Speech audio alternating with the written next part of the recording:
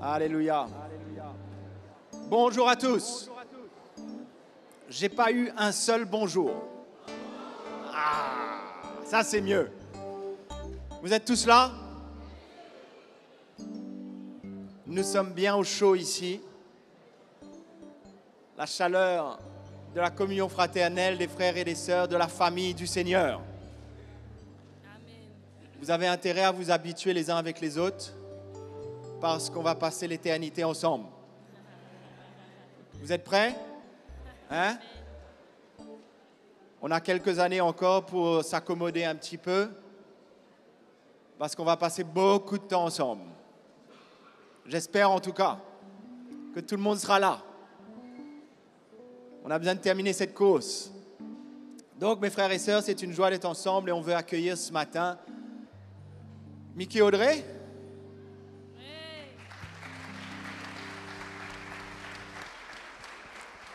Et je vais accueillir moi d'ailleurs, je suis content d'être là, de pouvoir accueillir tous mes frères les anciens de la région d'ici. Jean-Charles, Bruno, Marc et toute l'équipe. Nous voulons accueillir aussi tous les pasteurs qui nous visitent. Et nous sommes vraiment honorés de les avoir et de vous avoir avec nous ce matin. On veut accueillir tous nos frères qui nous visitent de loin. Il y a tous ceux qui viennent de province, de France. Je vais vous demander de vous lever.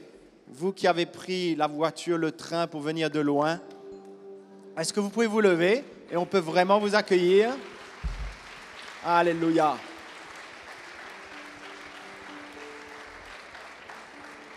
J'ai une grande joie de voir pas mal de frères et sœurs d'un Zoom qu'on anime tous les mardis soirs pour tous ceux qui sont dispersés. Voilà, tous mes frères et sœurs du Zoom qui se reconnaissent. Et c'est une joie de les voir en chair et en os. On a l'habitude de se voir derrière un écran. Les frères et sœurs de l'île Maurice.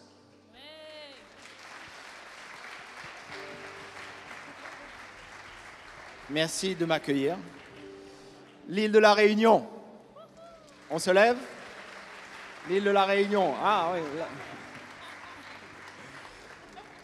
L'Angleterre. Oui. L'Irlande, le Pays de Galles. Allez, on met tout le monde.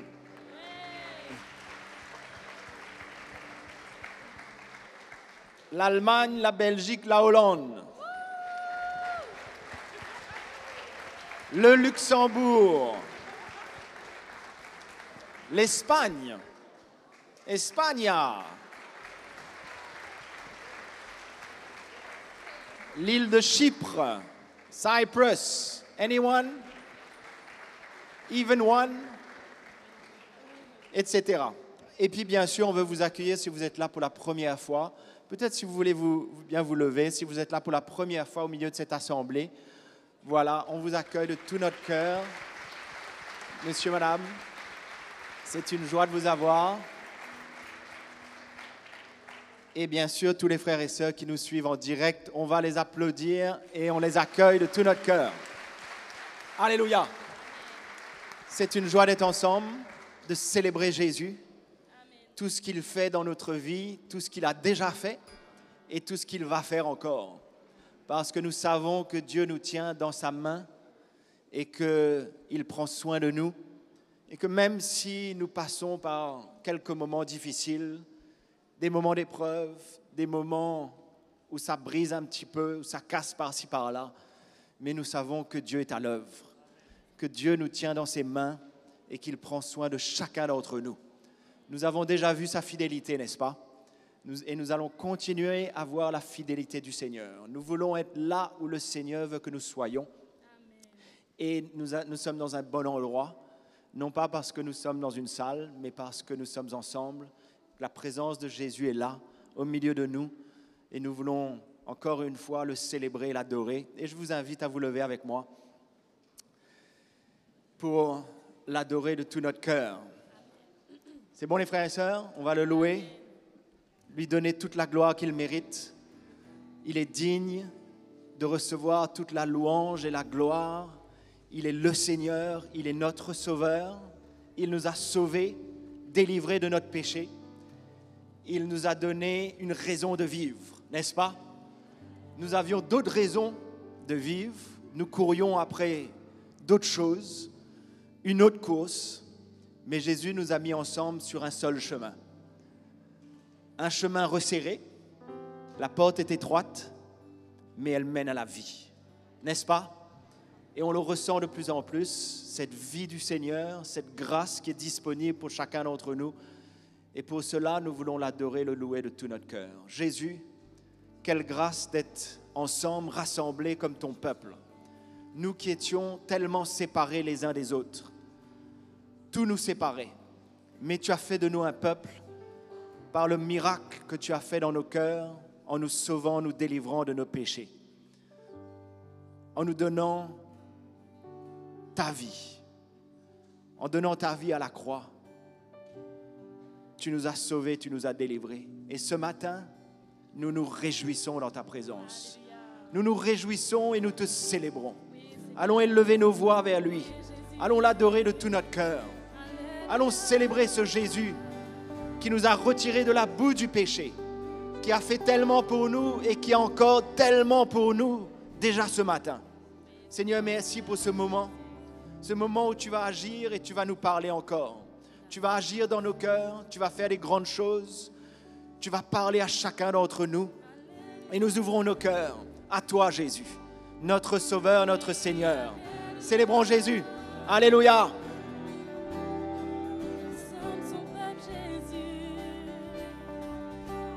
Racheté par toi, Seigneur.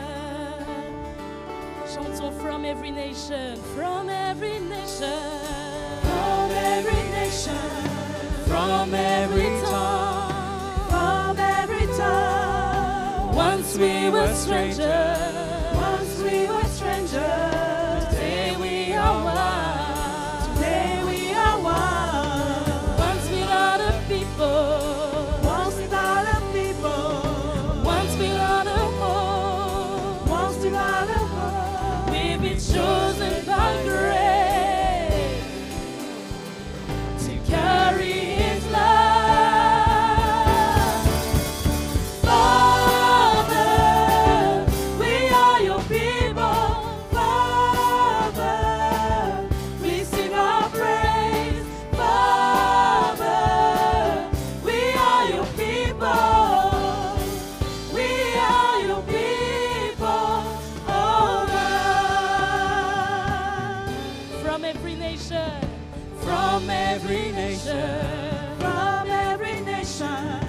from every tongue, from every tongue. Once we were strangers, today we are one, today we are one. Once without a people, once without a people, once without a home, once without a home. We've been chosen by grace.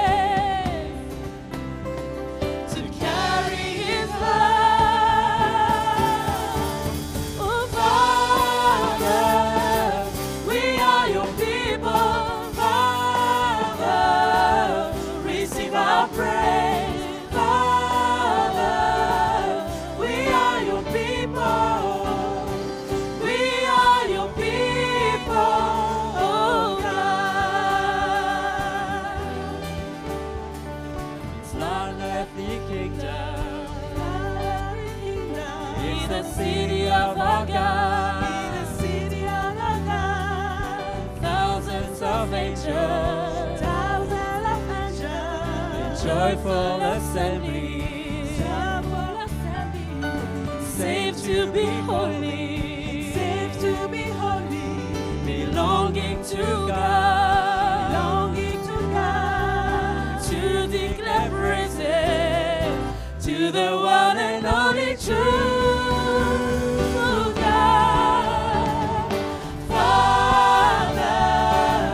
We are your people.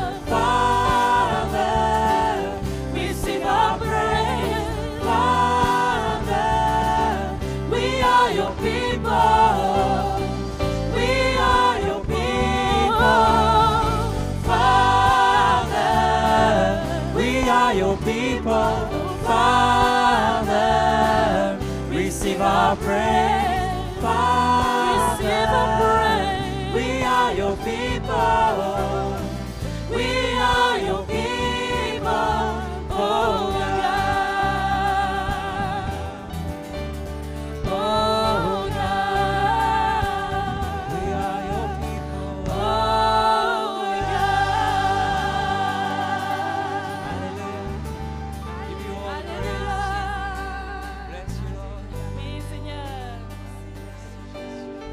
Nous allons célébrer le nom de notre Seigneur ce matin. Nous tous rassemblés en son nom. Alléluia.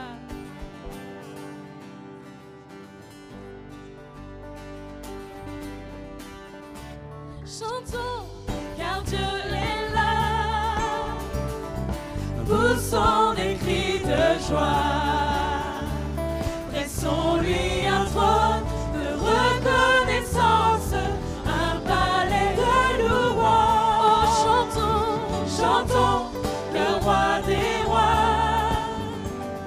Son amour durera. Et quand on le loue, sa gloire descend sur nous dans son temple ici-bas. Chantons car Dieu est là. Alléluia, Dieu est là. Je te de s'assembler pour l'adorer avec nos instruments. Joyeux de ce que Dieu nous a sauvés, faisons monter nos chants. Chantons car Dieu est là. Poussons des cris de joie. Dressons-lui un trône de reconnaissance, un palais de louange. Chantons le roi des rois.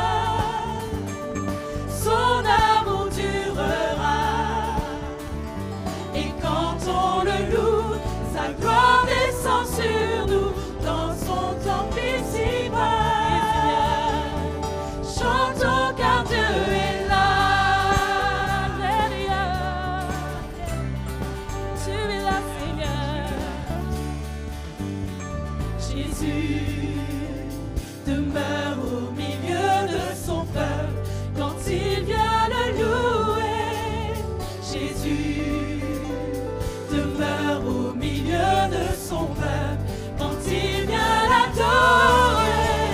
Chantons car Dieu est là. Oh, tu es là, Seigneur. Poussons des cris de Oh, joie. poussons des cris de joie. Dressons-lui un trône de reconnaissance, un palais de louange. Chantons ton nom. Chantons le roi des rois. Son amour durera.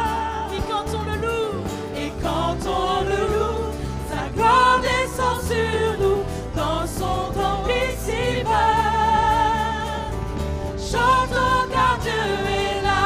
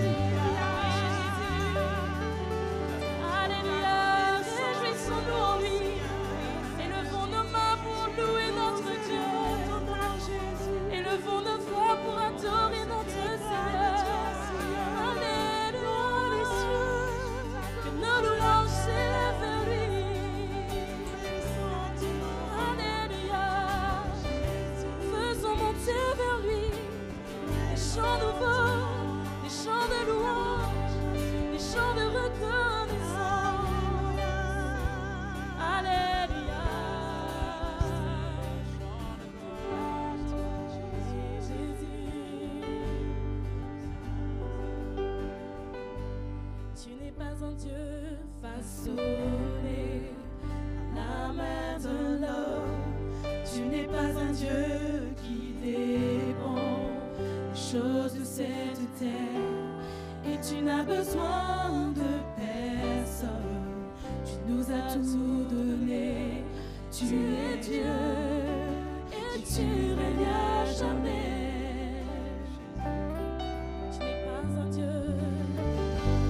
Tu n'es pas un Dieu façonné à la main de l'homme.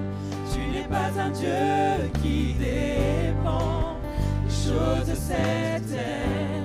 Et tu n'as besoin de personne. Tu nous as tout donné. Tu es Dieu et tu règnes à jamais. Tu es le seul Dieu avant la création. Tu es sur le trône, tu règnes à jamais.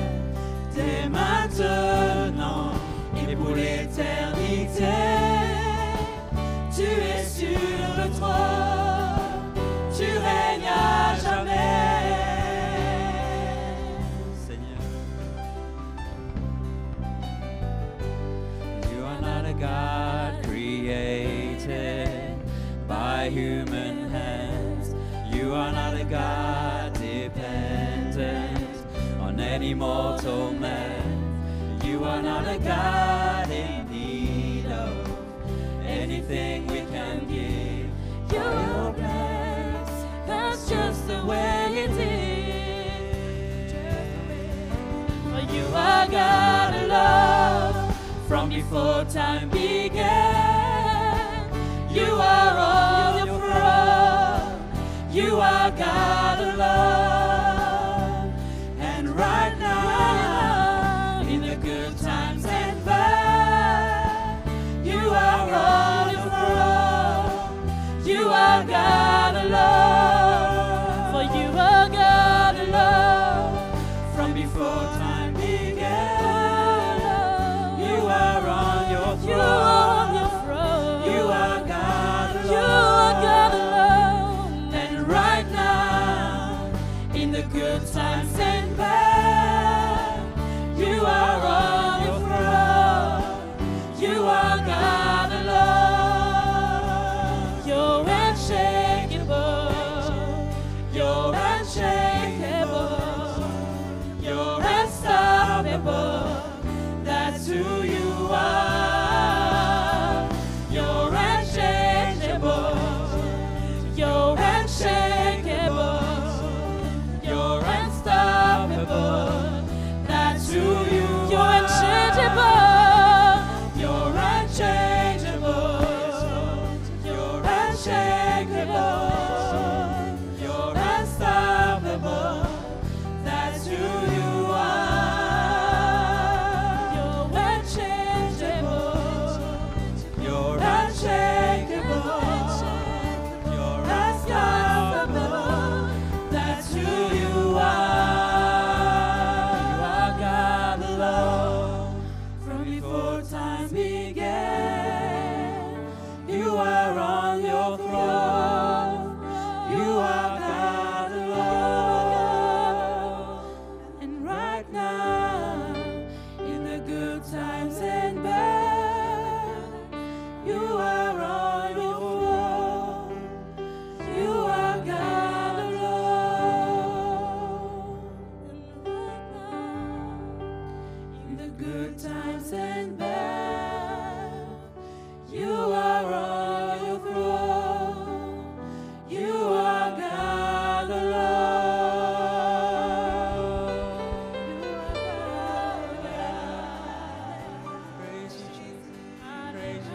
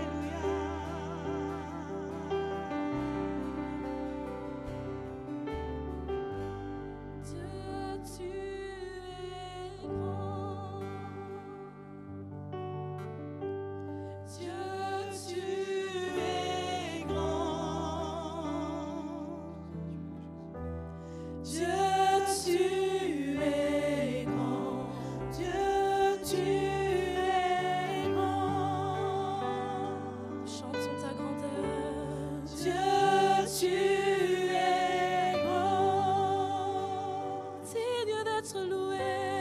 Dieu, tu es grand.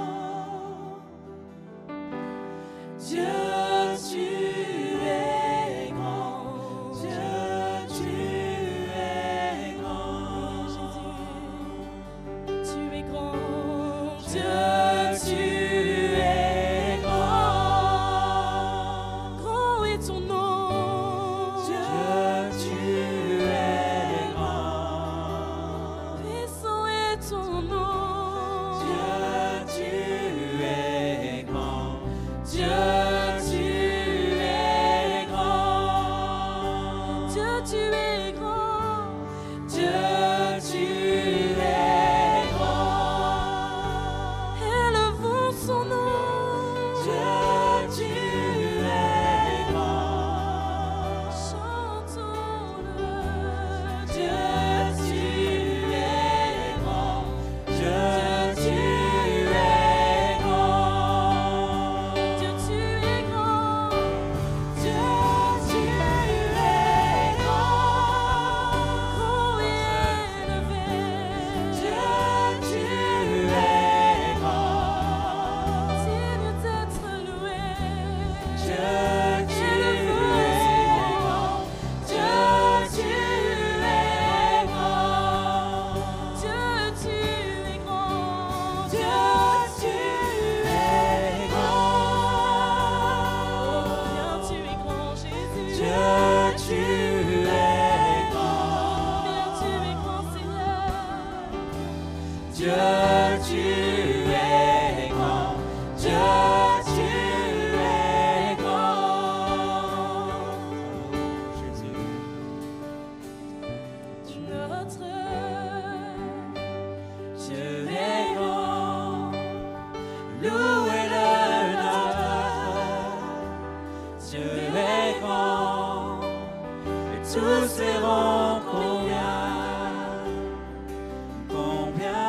combien tu es grand, Seigneur. Dieu est grand, Combien tu es au-dessus de tout.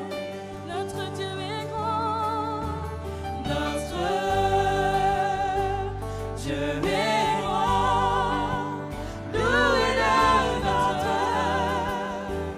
Dieu est grand, et tous verront combien, combien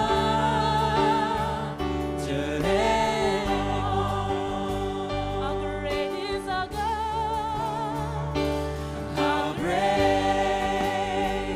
is our God. Sing with me. Sing with me, how great is our God, and all will see how great is our God. How great is our God. How great is our God. Sing with me. Sing with me, how great is our God.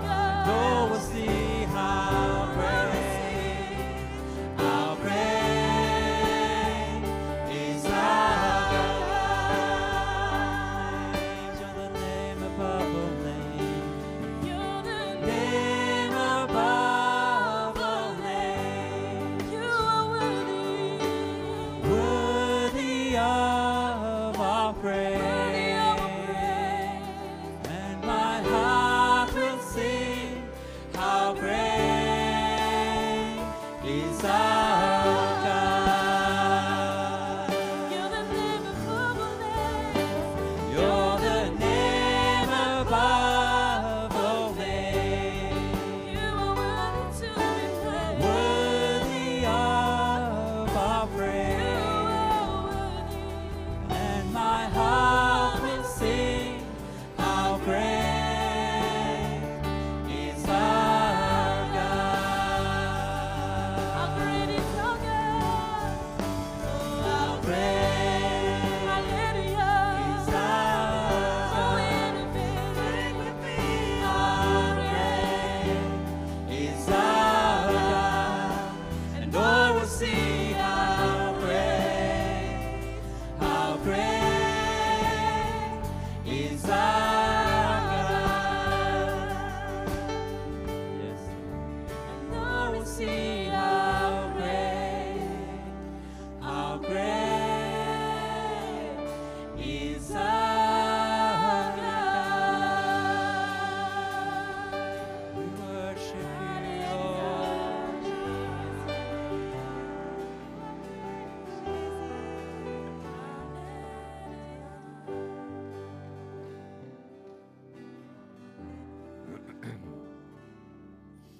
Seigneur, nous te rendons grâce ce matin. Nous sommes heureux d'être dans ta présence.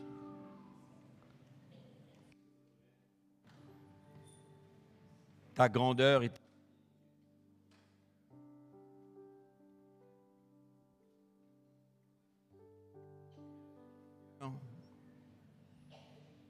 pour l'opportunité que tu nous donnes d'être ensemble, de pouvoir t'adorer. Nous te disons merci de tout notre cœur et nous sommes très reconnaissants.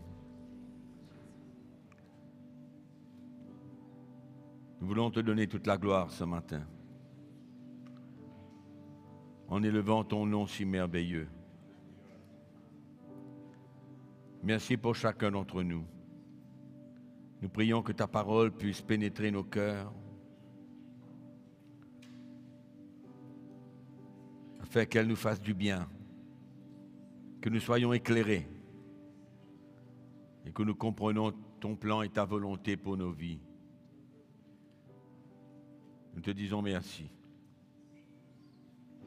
Nous prions ce matin dans le nom de Jésus pour la manifestation de ta grâce, encore une fois, envers chacun d'entre nous. Merci Seigneur. Amen.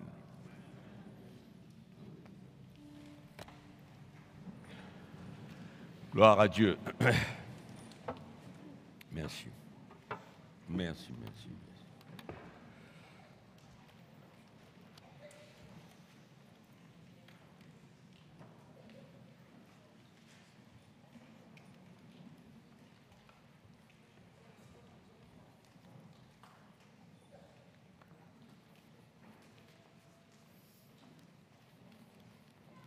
La parole de Dieu est vraiment notre nourriture. Nous ne pouvons vivre sans elle. Elle nous encourage, elle nous fait du bien. La parole de Dieu nous libère. Ça nous rappelle ces paroles de Jésus qui a dit que vous connaîtrez la vérité et elle vous affranchira. Alléluia. Donc c'est merveilleux, c'est une grâce de pouvoir nous réunir autour de la parole de Dieu. Et donc, comme nous avons vu hier au soir, c'est tellement important d'avoir notre vie sur un bon fondement afin de pouvoir marcher dans la saine doctrine. Je pense que dans ces derniers temps, Dieu a un plan très spécifique dans ces derniers temps. Au fait, Dieu ne fait pas toujours les mêmes choses tout le temps. Il a sa parole qui ne change pas. Il ne change pas. Il est toujours le même. Mais il accomplit des choses dans des temps différents, dans des moments différents, pour accomplir son plan pour un temps.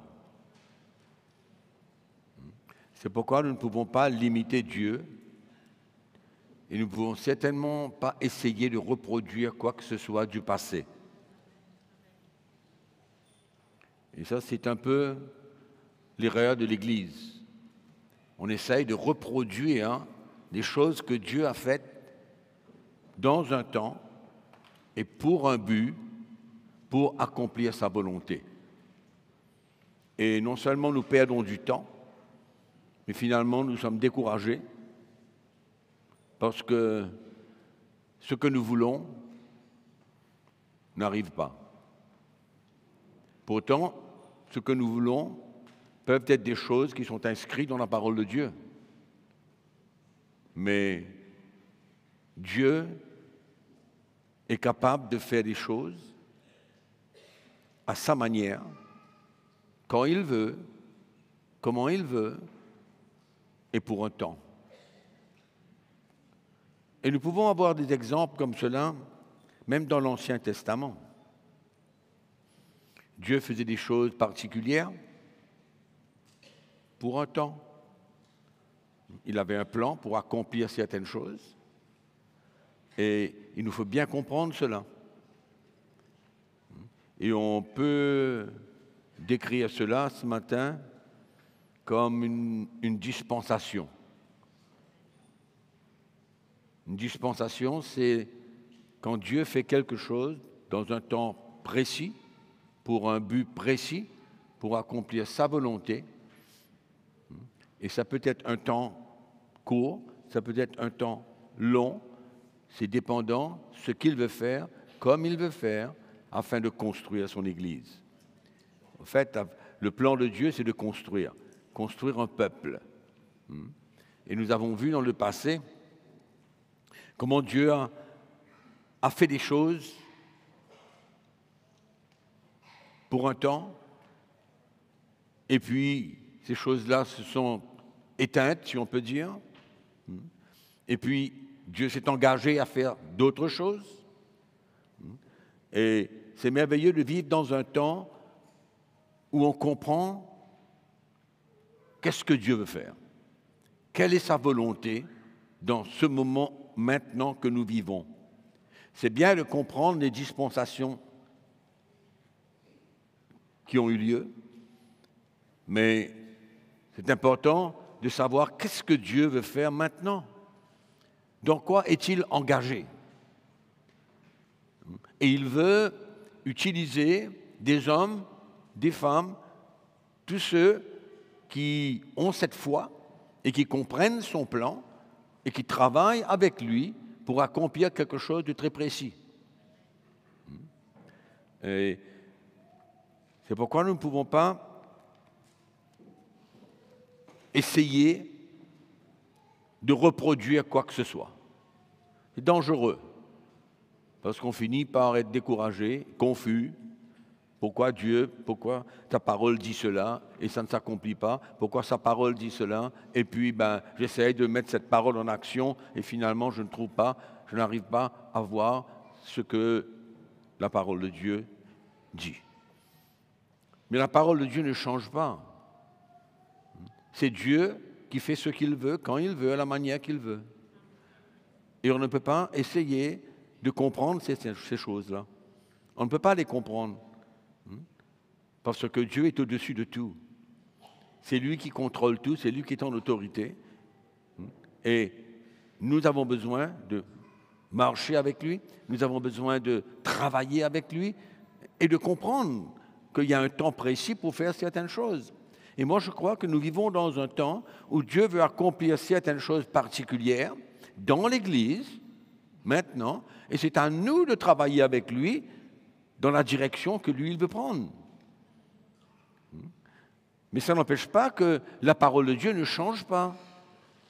Ce n'est pas parce que Dieu n'accomplit pas certaines choses maintenant que sa parole n'est pas la vérité. Sa parole reste la vérité, demeure la vérité tout entière et la seule vérité. Mais ne courons pas à essayer de faire quelque chose que Dieu, maintenant, dans ce moment, veut faire autre chose. Et c'est très important pour nous de comprendre cela. Nous vivons sous la dispensation de la grâce, nous savons très bien. L'ancienne alliance était sous la dispensation de la loi. Et nous vivons maintenant sous la dispensation de la grâce. Mais même cela, nous avons besoin de faire bien attention. Parce qu'il y a des choses précises, il y a une doctrine à suivre.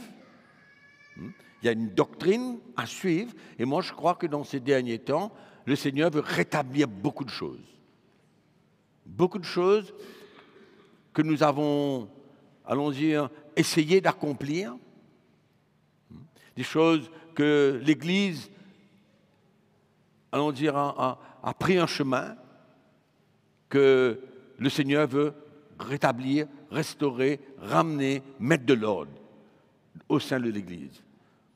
Et c'est important pour nous tous qui sommes là, les serviteurs de Dieu, ceux qui œuvrent pour le Seigneur, nous avons besoin de travailler avec Dieu, comprendre ce qu'il veut faire.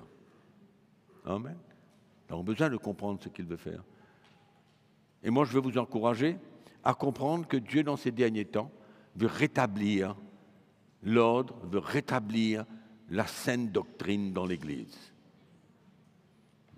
Et c'est tellement facile et tellement subtil de passer à côté, d'entrer dans une fausse doctrine en traversant la ligne. Donc, on comprend quelque chose, on prêche quelque chose, mais en même temps, on va un petit peu en dehors. On s'écarte un peu de la saine doctrine. Et je crois que nous tous, nous avons besoin de bien veiller à cela. Bien veiller à la saine doctrine. Souvent, j'écoute un petit peu ce qui se passe non seulement dans le monde chrétien, mais aussi bien dans le réseau où nous travaillons, nous tous ensemble. Et de temps à autre, je vois un petit peu de dérapage à gauche et de droite. C'est pourquoi nous avons besoin de faire bien attention, de rester dans le contexte de la saine doctrine. Rester, demeurer dans le contexte de la saine doctrine. Et il ne faut pas croire que la saine doctrine, c'est simplement la foi ou simplement la grâce. C'est une étendue de, allons dire, de manière de vivre. Comme je vous ai lu hier dans l'épître de Timothée, parler de la saine doctrine, qu'est-ce que les vieilles personnes doivent faire, les jeunes gens, les vieilles sœurs, qu'est-ce qu'elles ont besoin de faire? Mais c'est une doctrine, ça. Et c'est ça le problème de l'Église, c'est qu'on ne fait pas attention à certaines choses qui ont une grande valeur pour le Seigneur. Une grande valeur pour le Seigneur. Mais nous cherchons des choses un peu profondes, des doctrines comme si spirituelles. Mais il y a tellement de choses dans la parole de Dieu qui sont tellement importantes pour Dieu dans l'Église, au sein de l'Église, une manière de vivre. Nous aligner. Nous vivons dans un monde qui se développe tellement vite. Et nous avons tendance à s'aligner avec le système, avec l'esprit du monde. Et nous ne réalisons pas que nous sommes un peuple complètement séparé. Et il y a une manière de vivre inscrite dans la parole de Dieu pour nous tous qui sommes là, qui forment partie de la saine doctrine de Christ. Ce n'est pas simplement quelques paroles que nous sommes appelés à essayer de vivre. Ce n'est pas tout. Et souvent, on ne réalise pas que des choses simples sont des choses sérieuses pour le Seigneur. Et on ne prend pas cas de ces choses-là. On rentre dans une profondeur pour essayer comment expliquer ça, moi, pour essayer de vivre d'une manière très spirituelle. Dans la compréhension, dans la doctrine, dans la compréhension de certaines choses. Mais il y a des actions simples que nous sommes appelés à vivre et ne pas s'aligner avec le système du monde. Des choses simples. On a mentionné, on a juste mentionné hier, mais si vous lisez le reste du texte, vous allez voir que l'Église n'est pas clairement dans la saine doctrine. Et on trouve toujours des bonnes raisons pour se justifier de ne pas s'aligner avec la doctrine de Christ, avec la parole de Dieu. On trouve une raison. Le temps change, les temps changent. Mais nous savons tous que la parole de Dieu ne change pas. Mais les temps changent. Le monde moderne a changé. Et nous avons besoin d'essayer de retourner en ordre avec la saine doctrine. Que peut-être souvent, nous ne mettons pas une importance là-dessus. Mais comment Dieu voit la chose? Pourquoi ces choses-là ont été écrites dans la parole de Dieu? Et non seulement écrites dans la parole de Dieu, mais Paul, par l'Esprit de Dieu, les qualifie comme la saine doctrine. comme la saine doctrine. Donc nous avons besoin de vraiment faire attention et comprendre que dans ces derniers temps, il y a beaucoup de choses que le Seigneur veut emmener pour réaligner son peuple dans la vérité selon la saine doctrine pour le temps que Dieu est en train de bâtir et construire son peuple maintenant. Maintenant.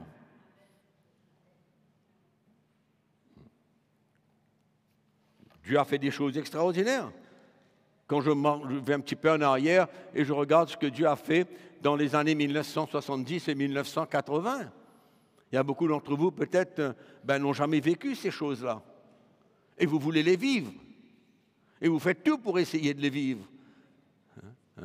Mais est-ce que Dieu veut manifester ce qu'il a manifesté pendant ce temps-là maintenant? Et souvent, nous nous posons tellement de questions.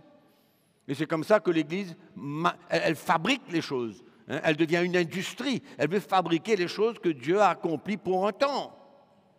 Mais Dieu n'est pas prêt à s'aligner avec nous.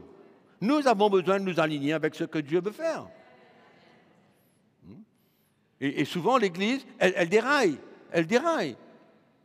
Et c'est comme ça qu'il y a des fausses doctrines dans l'Église. Parce qu'on veut faire quelque chose comme Dieu a fait auparavant. Et comme ça ne vient pas naturellement par l'esprit, à ce moment-là, on rentre dans la chair. Et on fabrique. On veut copier. Ce n'est pas le temps de copier. C'est le temps de s'aligner avec Dieu. Qu'est-ce que Dieu fait maintenant? Et nous donner pleinement à travailler avec lui. Et moi, dans mon cœur, aujourd'hui, là, maintenant, depuis ces derniers temps, il y a une urgence dans mon cœur d'inspecter la saine doctrine de Christ et de venir l'établir au sein de l'Église. Autrement, on va dans toutes sortes de directions. Ça ne veut pas dire que les autres doctrines, les autres choses de la parole de Dieu doivent être écartées. Non, pas du tout. Pas du tout. Et il faut veiller à cela. Il nous faut veiller à cela. On voudrait très bien, je voudrais très bien aujourd'hui essayer de vivre les choses que j'ai vécues en 1980. Je voudrais, j'aurais aimé. Mais que dois-je faire? Quelle est ma responsabilité vis-à-vis de toutes ces choses-là? Dieu a manifesté certaines choses qu'il a écrites dans sa parole, dans un temps, dans ce temps-là, et c'était merveilleux. C'est extraordinaire. C'est fantastique. Et on voudrait prendre le tout, prendre depuis le mouvement pentecôtiste, venir, le mouvement charismatique, les choses que Dieu a restaurées dans l'Église, comme les ministères qui n'existaient pas pendant un temps. Et Dieu a réveillé, a ramené, a emmené une lumière. Mais c'est merveilleux. C'était quelque chose d'extraordinaire. Mais aujourd'hui, qu'est-ce que Dieu est en train de faire aujourd'hui? Dieu ne va pas contredire sa parole. Il ne va pas contredire sa parole. Sa parole demeure et restera la vérité, mais Dieu n'a pas besoin de faire tout ce qui est écrit dans la parole de Dieu maintenant. Il n'a pas besoin de faire cela. Et on n'est pas là pour essayer de, allons dire, pas de le manipuler, mais de le tirer là-dessus pour qu'il fasse quelque chose maintenant. Non, ce n'est pas notre rôle. Notre rôle, c'est de travailler avec lui et de comprendre qu'est-ce qu'il veut faire maintenant. Et on ne sera pas découragé. On ne sera pas découragé. On va vivre la réalité dans la joie, dans la paix, dans le repos, sachant que nous sommes en train de servir Dieu à la manière que lui, il veut que nous le servons maintenant.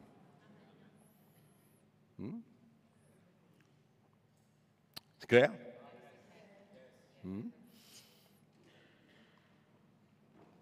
C'est pourquoi nous avons besoin de veiller. Et moi, je veux vous encourager à vous ouvrir vos cœurs. Parce que Dieu va certainement mettre de l'ordre et ramener la saine doctrine dans l'Église. Et c'est extraordinaire comment, si vous lisez les épîtres de Paul, vous allez voir même l'épître de Pierre, toutes les épîtres, comment c'est important ce qu'ils ont communiqué à l'Église concernant la saine doctrine. Donc nous vivons dans ce temps, pour moi, extraordinaire, que j'ai envie de veiller, j'ai envie de m'instruire, si on peut dire comme cela, m'instruire dans la saine doctrine, pour emmener l'Église à ne pas s'écarter, ne pas s'éloigner et ne pas vivre des choses séduisantes, mais rester dans le contexte de ce que Dieu veut emmener et retrouver la saine doctrine dans l'Église, la retrouver pleinement.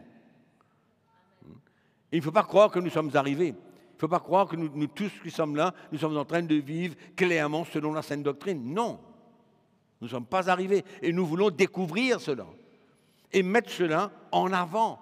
Des choses qui ne paraissaient pas être importantes, qui, aujourd'hui, nous réalisons qu'elles doivent être importantes parce qu'elles sont écrites.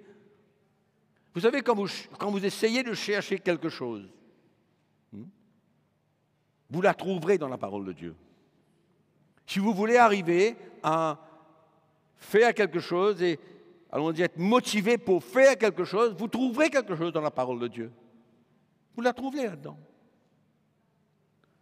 Mais la question est-ce que ce que je veux maintenant est la chose que Dieu veut maintenant? C'est ça la différence. La différence, c'est de faire la volonté de Dieu, non pas notre volonté, pas les choses que nous voulons.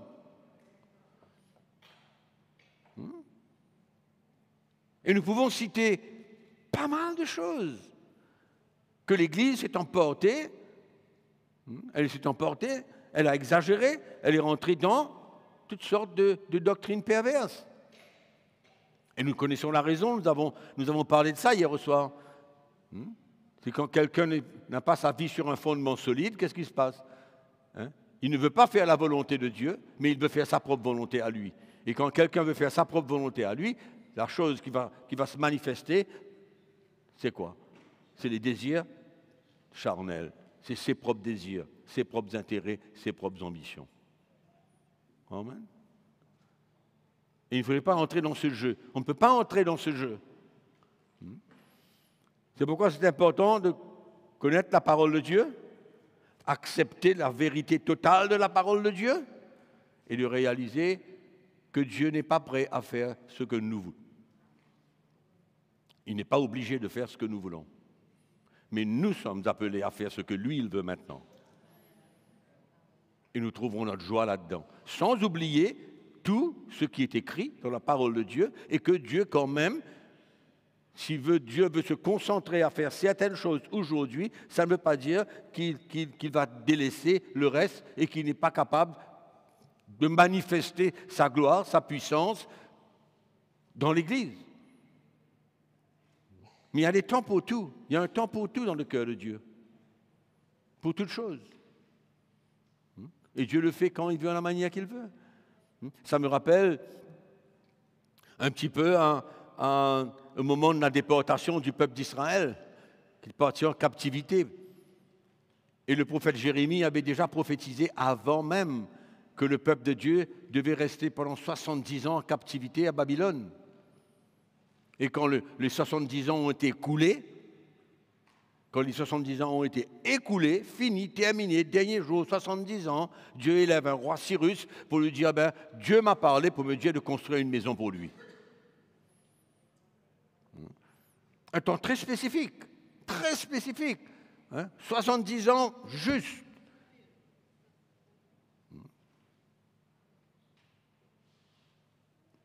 Et Cyrus va appeler ceux qui sont présents, les Juifs qui sont présents, comme Zorobabel, Josué, Néhémie. C'est un temps présent.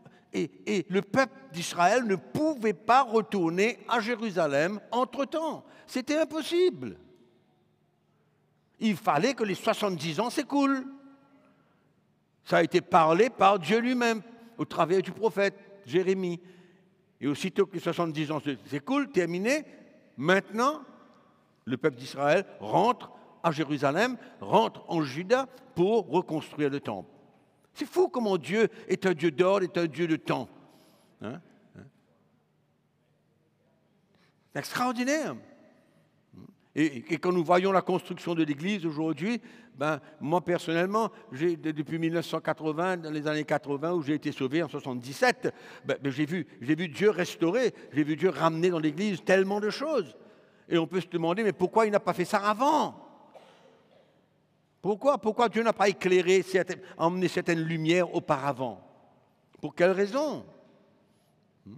Ce n'est que 10 ans après que j'ai connu le Seigneur, que la lumière de ce message de la croix a commencé à pénétrer mon cœur. Mais pourquoi pas avant? Pourquoi Dieu a permis que pendant 10 ans, je souffre, je pleure, je ne sais plus où aller, rien ne va, rien ne marche. Tout tombe, tout a l'air de s'écrouler, des relations, tout. Compétition, division. Rien ne marchait. Pourquoi est-ce que Dieu permet cela? Et un jour, dans son temps, Dieu vient me sauver. Dieu vient me sauver, sauver mon foyer, sauver ma famille, sauver l'Église, sauver mon ministère, tout écroulé, il n'y avait rien qui restait. J'ai même dit à ma femme, je lui ai dit j'arrête, j'en ai assez, j'en ai marre. Je retourne dans mon poste, là où j'étais auparavant. Dieu est merveilleux. Hein? Il ne fait rien en retard, il fait tout à la perfection. Amen, il fait tout à la perfection. C'est pourquoi maintenant, je veux vous encourager à vraiment comprendre qu'il y a certaines choses que Dieu a besoin de mettre en ordre dans l'Église. Il a besoin de ramener la saine doctrine. C'est pourquoi quand nous entendons toutes sortes de messages de n'importe qui des hommes qui n'ont aucun désir aujourd'hui de travailler avec Dieu parce qu'ils veulent continuer à travailler et à faire ce que Dieu a commencé à faire dans un temps. Et finalement, c'est la tromperie. C'est la tromperie, c'est la séduction. Rien ne va. C'est pourquoi nous avons besoin de comprendre, mais Dieu fait certaines choses pendant un temps, et puis on garde ce que Dieu a fait. C'est comme si on a un réservoir. On a un réservoir de choses, on stocke cette chose-là maintenant dans notre réservoir, et Dieu continue à révéler certaines choses, à nous emmener dans les nouvelles choses, et on l'accepte, et on marche, et on travaille avec Dieu. Et si pendant que Dieu fait certaines choses, il veut puiser dans ce réservoir qui est déjà là, alléluia, gloire à Dieu, c'est merveilleux. C'est extraordinaire. Mais il y a tellement de choses. Si vous restez connectés,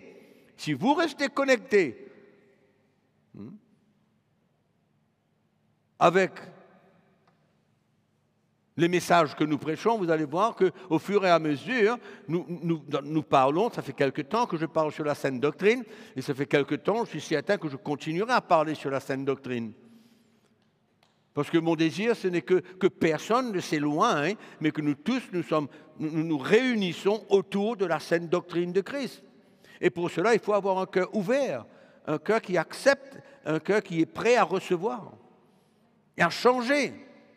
Parce que la saine doctrine vient régler les choses, vient mettre de l'ordre dans certaines choses.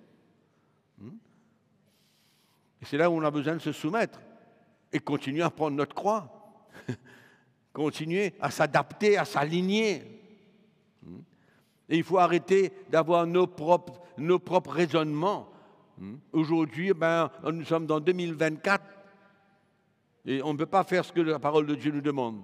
Ce n'est pas possible. Mais c'est quoi ce genre de raisonnement? Ce qui est important, c'est de comprendre clairement qu'est-ce que Dieu veut dans ces derniers temps. Maintenant. Et ouvert à toute chose. Quand Dieu fait certaines choses, on ne perd pas autre chose. On ne perd rien, on ne jette pas tout ce que Dieu a fait.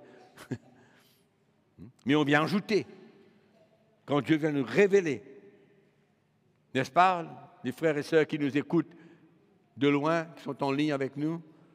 C'est une grâce exceptionnelle, une grande grâce de vous avoir avec nous aujourd'hui.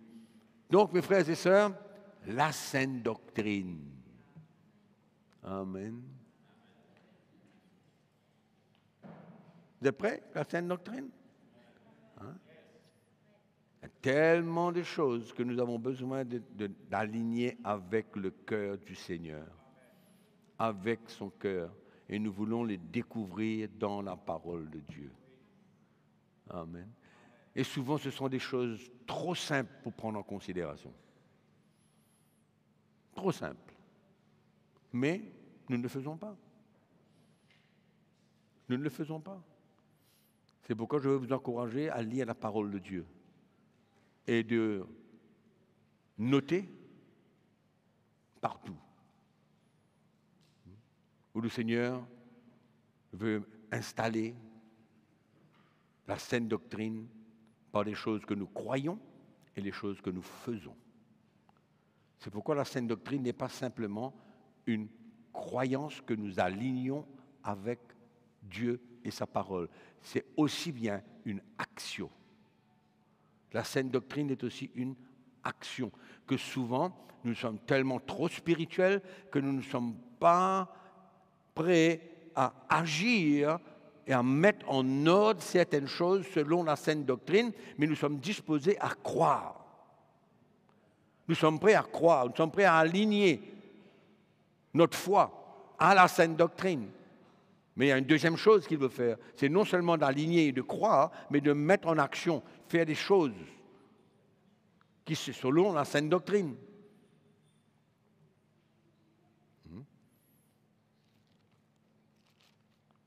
Un petit exemple très simple. Qu'est-ce que la parole de Dieu nous dit concernant quelqu'un qui ne travaille pas? Un homme qui ne travaille pas. Hein? Il vit sur la bosse des autres. Qu'est-ce que la parole de Dieu nous dit? C'est quelqu'un qui vit dans le désordre. Il n'a rien à voir à faire avec lui. Est-ce que ça fait partie de la sainte doctrine de Christ? Il n'a rien à voir à faire avec lui.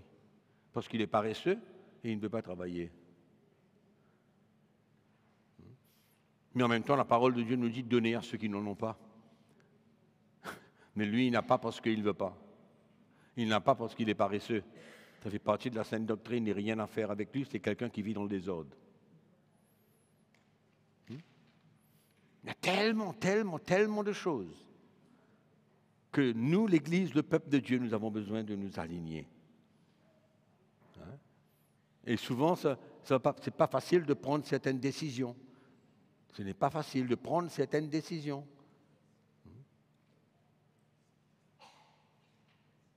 Ou alors nous allons travailler avec Dieu, ou alors nous allons nous cacher derrière quelque chose d'autre. Amen. Et l'apôtre Paul ne ménage pas ses mots concernant la sainte doctrine. Il est tellement clair. Il ne ménage pas ses mots du tout. Il est très très clair. Donc la sainte doctrine n'est pas simplement quelque chose qu'on croit. C'est quelque chose que nous vivons dans le pratique. Dans l'épître de Paul aux Corinthiens,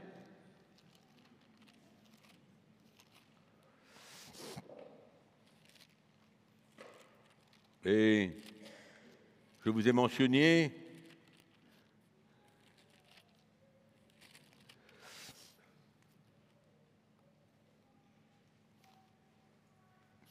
Bon, allons lire 1 Corinthiens, chapitre 5.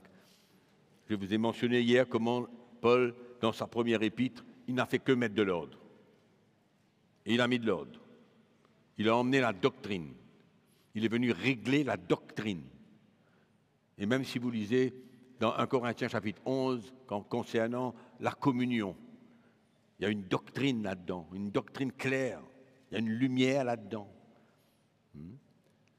Ce qui emmène l'Église à avoir une crainte. À avoir une crainte quand nous partageons la table du Seigneur. Et dans 2 Corinthiens chapitre 5, Paul parle comment nous sommes appelés à ne rien avoir avec ceux qui se disent chrétiens, à ceux qui se disent chrétiens et qui marchent dans le désordre, dans la débauche, et que leur vie n'est pas en ordre. Paul dit de ne pas même manger avec un tel homme. On ne mange pas avec un tel homme qui se dit un chrétien et que sa vie est dans la débauche. Pas la débauche seulement, il parle de la débauche, il parle d'être cupide, idolâtre, outrageux, ivrogne, ravisseur, etc. De ne pas manger avec un tel homme. C'est pourquoi souvent on se cache derrière l'amour de Dieu, on se cache derrière, comment dirais-je, on accepte toute chose. On accepte toute chose dans l'Église. C'est pourquoi l'apôtre Paul a des paroles sévères. Et dans toute cette première épître, il met de l'ordre. Il met de l'ordre. Et nous avons besoin, allons lire ce petit texte parce que souvent les chrétiens ne comprennent pas. Il dit, je vous ai écrit au verset 9, dans ma lettre, de ne pas avoir de relation avec les débauchés, non pas d'une manière absolue avec les débauchés de ce monde, ou avec les cupides et les ravisseurs, les idolâtres. Autrement, il vous faudrait sortir du monde. Mais maintenant, ce que je vous ai écrit, c'est de ne pas avoir de relation avec quelqu'un qui, se nommant frère, il est débauché, cupide, idolâtre, outrageux, ivrogne, ravisseur, de ne pas même manger avec un tel homme. Qu'ai-je en effet à juger ceux du dehors? N'est-ce pas ceux du dedans que vous avez à juger? Pour ceux du dehors, Dieu les juge. Et il nous dit, ôtez le méchant du milieu de vous. Une direction très claire. Ça fait partie de la doctrine de Christ. Ça fait partie de la saine doctrine. Et comment pouvons-nous oser juste ignorer ces choses-là? Mais ce n'est pas possible. C'est pourquoi nous vivons dans un temps où nous avons besoin de travailler avec Dieu, où il veut mettre de l'ordre, non seulement dans les choses que nous croyons, mais aussi dans les choses que nous avons besoin de faire. Il y a des actions que nous avons besoin de faire. C'est très important de vivre dans ces temps. Mais on ne peut pas se laisser aller, attendre le retour du Seigneur, sans que nous nous alignions clairement avec la doctrine. C'est pourquoi je vous ai mentionné depuis le début qu'il y en a des centaines et des milliers de doctrines qui parlent de Jésus, qui sont tirées de la parole de Dieu, par le Saint-Esprit. Mais nous vivons dans un temps où nous avons besoin d'être éveillés, sur nos gardes.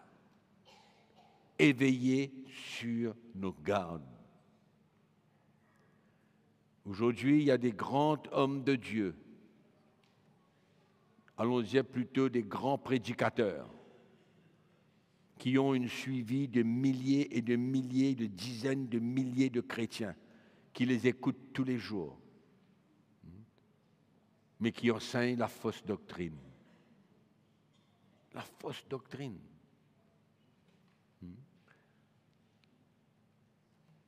Laissez-moi vous lire un dernier verset dans 1 Timothée chapitre 6.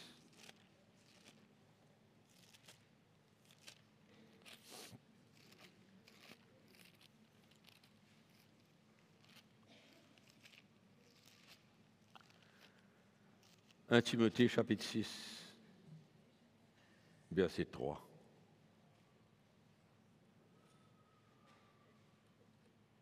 Si quelqu'un enseigne de fausses doctrines et ne s'attache pas aux saines paroles de notre Seigneur Jésus-Christ, et à la doctrine qui est selon la piété. Il est enflé d'orgueil, il ne sait rien. Il a la maladie des querelles, il est malade. Oiseuse et des disputes de mots. D'où naissent l'envie, les querelles, les calomnies, les mauvais soupçons, les vaines discussions d'hommes, corrompus d'entendement, privés de la vérité. Réalisez un coup tout ce qui se passe là. Vous avez réalisé un coup dans l'état des chrétiens, où ça peut nous emmener, croyant que la piété est une source de gain, croyant que la piété est une source de gain, utiliser notre salut comme une source de gain. C'est extraordinaire. Quand la Bible nous parle du contentement, ça c'est la saine doctrine. Quand nous sommes contents de ce que nous avons et nous faisons confiance à Dieu pour prendre soin de nous, pour nous donner ce que nous avons besoin selon son plan et sa volonté. Ça c'est le contentement. Ça c'est la saine doctrine. On n'utilise pas la piété comme une source de gain. Et par contre, c'est une des doctrines aujourd'hui la plus répandue dans le monde chrétien. Une fausse doctrine répandue dans le monde chrétien. Pourquoi? Ils se servent de la piété comme une source de gain. Et pourtant, la parole de Dieu nous parle du contentement. Paul parle de sa vie comme quoi qu'il est content. Il est content d'avoir et il est content de ne rien avoir. Il est content d'avoir beaucoup, il est content de n'avoir rien. Il est dans le contentement. Parce que son cœur, sa vie, c'est le royaume de Dieu. Ce n'est pas son intérêt, c'est l'intérêt du royaume de Dieu. Et même dans l'Épître aux Hébreux, le chapitre 13, la Bible nous dit « Soyez contents de ce que vous avez ». Amen. Donc il y a toutes sortes de fausses doctrines qui traînent partout dans l'air. Cette doctrine de la grâce. La grâce, c'est merveilleux la grâce. Quand le péché abonde, la grâce surabonde. Mais ça n'a rien à voir avec la vie chrétienne, ça a à voir simplement qu'avec le salut, pour le pardon de nos péchés. Le péché a abondé dans notre vie, maintenant la grâce surabonde parce que le Seigneur est venu vers nous et nous a accordé la grâce d'être sauvés. C'est ça la doctrine de ce texte. Mais on se sert de n'importe quel texte pour se couvrir. Donc, on peut faire ce qu'on veut, on peut marcher selon les désirs de la chair, et puis, il y a la grâce de Dieu qui couvre tout.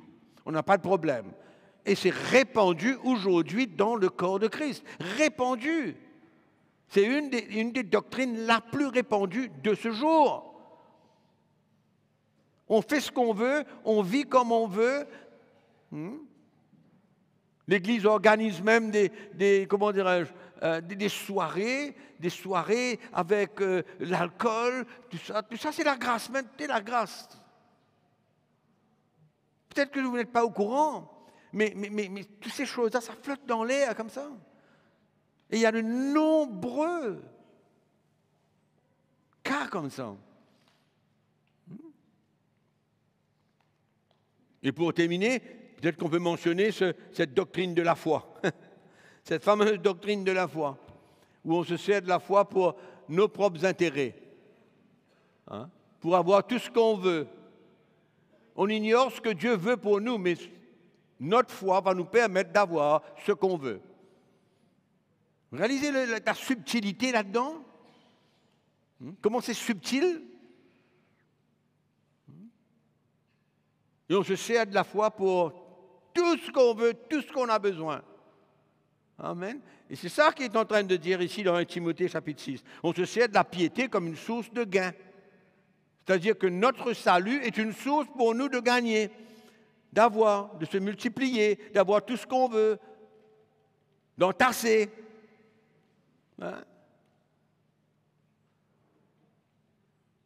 C'est terrible de servir, d'utiliser la foi pour ces choses-là. Et quand le Seigneur, quand il nous enseigne, il nous dit, ne vous inquiétez de rien. Vous allez manger, vous allez vous vêtir, vous allez boire. Ne vous inquiétez de rien. Cherchez premièrement le royaume de Dieu et toutes ces choses, je m'en occupe. Lui, il s'en occupe. Vous voyez comment on peut prendre une tangente en se servant de la Bible, de la parole de Dieu. On se sert d'un petit texte à gauche et à droite. Mais il faut rester dans l'esprit de l'Évangile. Il faut rester selon le cœur du Seigneur. Quel est le plan de Dieu? Qu'est-ce que Dieu veut? Parce qu'on peut prendre un verset et le détourner en notre faveur. Pourquoi? Encore une fois, je viens de dire, quelle est la raison? Qu'est-ce qui a emmené cela? On n'est pas prêt à prendre notre croix. On n'est pas prêt à se dépouiller de soi-même, de son propre intérêt, de ses propres désirs, de ses propres ambitions. Donc on rentre dans le domaine de la chair, on rentre dans le domaine où on se sert de la parole de Dieu pour nous, pour moi, pour ce que je suis, pour ce que je veux.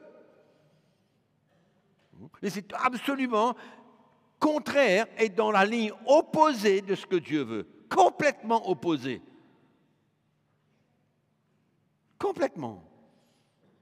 Donc il faut faire attention. Que la foi ne nous emmène pas à faire des choses que Dieu ne veut pas. On sait très bien que la foi est tellement importante pour notre vie. Le Seigneur nous enseigne d'avoir la foi. La foi est la chose qui nous permet, bien sûr, de recevoir des choses que Dieu veut. Que Dieu veut. Mais nous ne pouvons pas décider, nous, ce que nous voulons et utiliser la foi pour les choses que nous voulons et que nous désirons. En d'autres mots, on veut forcer Dieu à nous donner ce que nous voulons. Dieu n'est pas dans ce jeu. Dieu est au-dessus de tout ça. Il fait ce qu'il veut, quand il veut. C'est lui qui a l'autorité sur notre vie. C'est sa volonté que nous voulons faire, non pas notre volonté à nous. C'est pourquoi la chrétienté aujourd'hui, elle est complètement bafouée. Elle perd sa vie, elle perd ce qu'elle vaut. Il n'y a plus de valeur. Dans certains pays, dans la vie de certaines des églises, il n'y a plus de valeur chrétienne. Il n'y a pas de la valeur. Tout est superficiel, tout c'est la chair. Mais Dieu veut ramener tout cela. Et ceux qui ne veulent pas entendre n'entendront pas.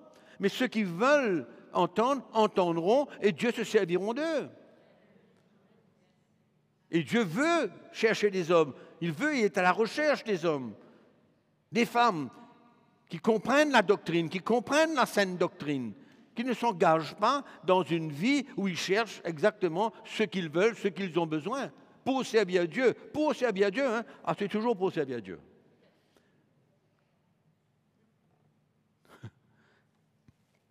C'est très triste de voir l'état de l'Église aujourd'hui. Ça se demandait comment est-ce que les prédicateurs peuvent demander aux chrétiens de prier pour tout ce qu'ils veulent. Et moi, je dis toujours, je veux reconnaître un vrai chrétien qui comprend qu'est-ce que c'est que le message de la croix. Je l'écoute prier et je sais d'où il vient. Si un chrétien commence à prier pour ses besoins, sa voiture, sa maison, je sais exactement d'où il vient. Et que quelqu'un commence à prier pour le développement de l'Église, le royaume de Dieu, il prie pour les chrétiens, il prie pour les missions, il prie pour le plan de Dieu, il prie pour sa propre vie spirituelle, il prie pour que le Dieu continue l'œuvre qui a commencé dans sa vie. Ah, là, je comprends d'où il vient. Je comprends où est son fondement, où est sa fondation, sur quelle fondation il est. Ça, c'est la saine doctrine. Il faut arriver à un moment donné où on comprend que Dieu s'occupe de nous. Il nous donnera ce que nous avons besoin selon ce que lui, il veut. Et ne pas essayer de rentrer en compétition avec le frère d'à côté qui, lui, le Seigneur, l'a béni abondamment. Ça, c'est Dieu. Ça, c'est Dieu. Dieu peut le bénir. Dieu peut prospérer quelqu'un. Il n'y a aucun problème dedans. Dieu peut multiplier ce que quelqu'un a pour le royaume de Dieu. Pas pour lui, pour le royaume de Dieu. Donc, on peut aller et partager de ces doctrines qui qui ont pénétré l'Église partout.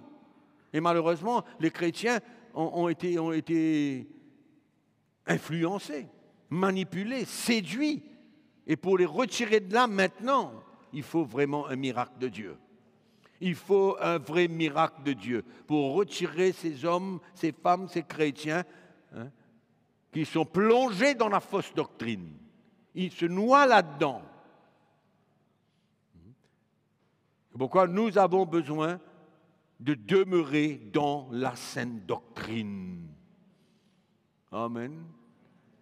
Et laissez-moi vous dire une chose, vous ne pouvez pas découvrir la saine doctrine par vous-même. Non.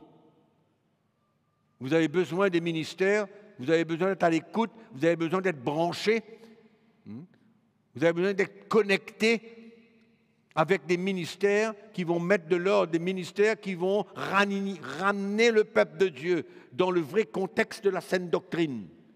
Et souvent, on est un petit peu en dehors. Souvent, on dit des choses qu'on n'a pas besoin de dire. Souvent, on fait des choses qu'on n'a pas besoin de faire. C'est pourquoi il faut rester connecté. Amen. Moi, je bénis le Seigneur. Je rends grâce à Dieu pour la lumière de l'Évangile. Amen. Et souvent, quand on voit certaines choses, on est éclairé par certaines choses, on se demande, mais comment est-ce que les gens ne voient pas ce qu'on voit? Et pourtant, c'est tellement clair, quoi. Il y a des choses qui sont tellement claires, sont limpides. Mais quand il y a un voile, il y a un voile. Mais nous prions que le Seigneur enlève tout voile devant nos yeux et qu'on puisse s'aligner avec sa volonté, avec la saine doctrine de Christ. Amen. Donc ne regardons pas la vie chrétienne simplement comme ayant la foi. Je crois, je comprends, mais il y a tellement de choses que nous avons besoin de mettre de l'ordre. Mais je crois que le Seigneur a fait une bonne œuvre dans nos vies. Il nous a retirés de loin. Et aujourd'hui, nous sommes là où nous sommes. Et le Seigneur veut ajouter encore. Il veut emmener encore un peu plus de lumière dans nos cœurs. Un peu plus de lumière dans nos vies. Retirer tout ce qui n'est pas de lui. Emmener tous ces raisonnements à s'aligner avec la volonté de Dieu, avec le cœur du Seigneur. On a tellement l'habitude de vouloir raisonner. C'est plus le temps. Malheureusement, on doit se mettre debout maintenant.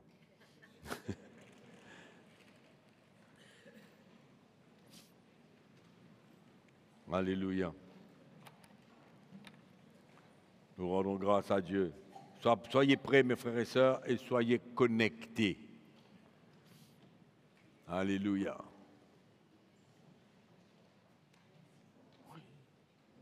Gloire à Dieu. Seigneur, nous te remercions parce que nous réalisons aujourd'hui le danger qu'il y a d'être en contact avec toutes sortes de doctrines étrangères. Mais nous voulons, Seigneur, demeurer dans la saine doctrine. Nous avons à cœur, Seigneur, que ton Église ne s'écarte pas de la saine doctrine. Nous voulons tous marcher dans la lumière de la vérité. Et nous te demandons, Seigneur, de nous éclairer davantage, de nous éclairer, que la lumière de ta parole brille, qu'elle illumine les yeux de notre cœur. Seigneur, enlève tout voile devant nos yeux. Enlève tout voile devant nos yeux. Fais-nous voir la vérité. Nous prions, Père, au nom de Jésus pour chacun d'entre nous, qu'une grâce spéciale nous soit accordée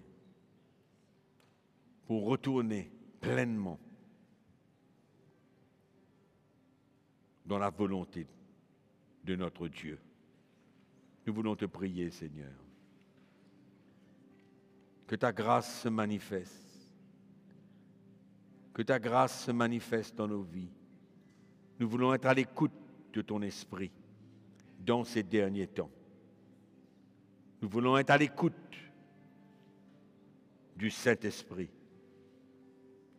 afin que nous soyons protégés, sécurisés. Merci Seigneur, tu reçois toute la gloire. Merci de nous enseigner tes voies. À toi la gloire, Seigneur. Nous donnons la gloire au Seigneur Jésus. Avant que nous vous quittions, je voudrais vraiment vous remercier pour votre hospitalité, votre amour, tout ce que vous faites pour nous quand nous sommes là. Mon épouse, mes enfants, mes petits-enfants qui sont présents avec nous. Merci d'avoir pris soin d'eux, d'avoir ouvert vos maisons, votre cœur. C'est une grâce. Et de tout notre cœur, nous vous disons merci. Et nous pensons au frère Jean-Louis, qui aurait tellement aimé être là avec nous aujourd'hui, qui est à l'île Maurice, comme vous le savez. Il aurait tellement été là, de vous voir, d'être avec vous. Et je suis sûr que vous aurez aimé le voir. Mais soyez patients. Le moment arrivera où il sera avec vous pour quelque temps et servir Dieu et vous servir. Donc le frère est bien, la sœur Sonia, elle est bien, et nous attendons à de grandes choses devant. Amen. Et nous prions que le Seigneur continue son œuvre dans chacune de vos vies et que vous soyez ouverts à tout ce que le Seigneur veut faire. Nous sommes un, nous sommes très loin de vous, à quelques milliers de kilomètres, mais dans nos cœurs, nous sommes tout près. Amen. L'Évangile nous réunit ensemble, unit nos cœurs pour pouvoir le servir Jésus. Donc, nous remercions chacun d'entre vous, spécialement tous ceux qui nous ont reçus et qui se sont occupés de nous. Merci de tout notre cœur. Malheureusement, nous avons à vous quitter maintenant, mais c'est pour une bonne cause. Alléluia. OK? Donc, merci, mais vous allez continuer. Je suis sûr que vous serez encouragés davantage par tout ce qui suit, tout ce qui reste. Et on vous voit prochainement pendant l'année. Amen. Notre point de contact, surtout pour l'Afrique, c'est la plupart du temps de traverser par Paris. Donc, certainement qu'on vous retrouvera pendant l'année dans une de nos missions vers l'Afrique. Que le Seigneur vous bénisse et on vous salue tous et on vous aime.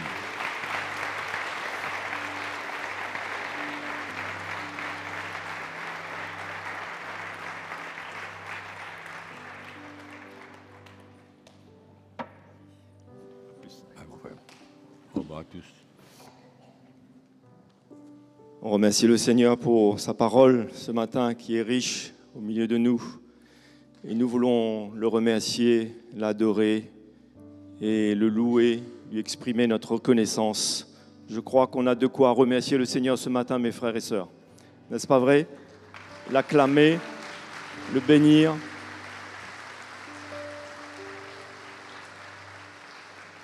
Quelle grâce et quel privilège que nous avons d'entendre le message qui nous fait du bien, qui nous garde, qui nous préserve, protège et qui nous emmène vers le Seigneur de plus en plus.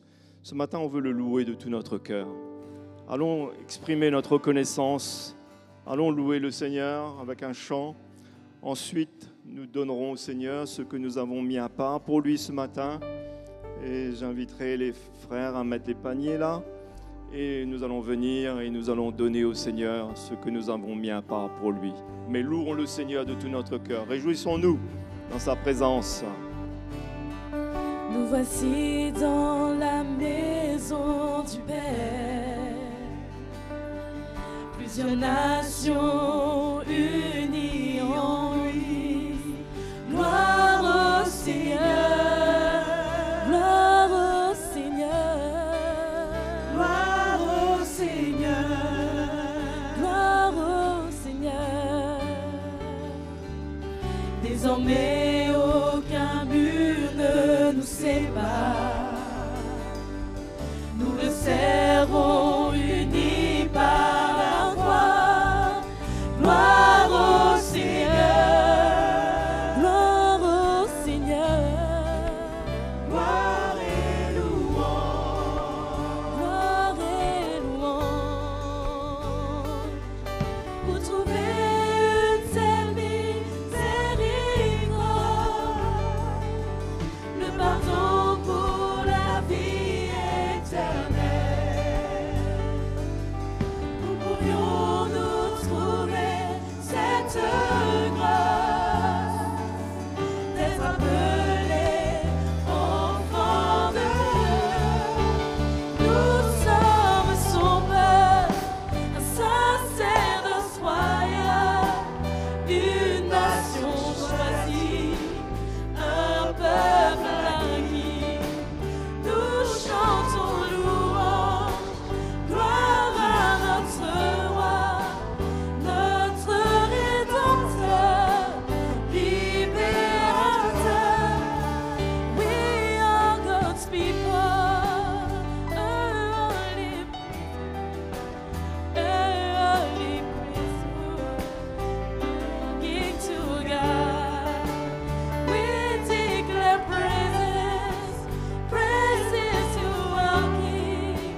He has redeemed us into His life. We are God's people, a royal priesthood, a holy nation, belonging to God. We declare praises, praises to our King. He has redeemed us into His life. We are God's people. We are God's people. Alléluia. Nous sommes reconnaissants au Seigneur pour sa grâce, mes frères et sœurs, encore une fois. Nous voulons aussi remercier le frère Mickey et toute l'équipe, toute sa famille pour ce week-end. Et nous avons été richement bénis par l'Évangile. Amen. C'est passé comme une seconde, rapidement. Mais nous allons pouvoir avoir des moments comme cela. Mais restons attachés à l'Évangile. Restons connectés comme nous avons entendu. Et que nous puissions vraiment continuer dans la vision que le Seigneur a pour nous. Amen. Nous voulons aussi remercier tous ceux qui nous ont suivis en direct et les saluer et leur dire aussi à bientôt.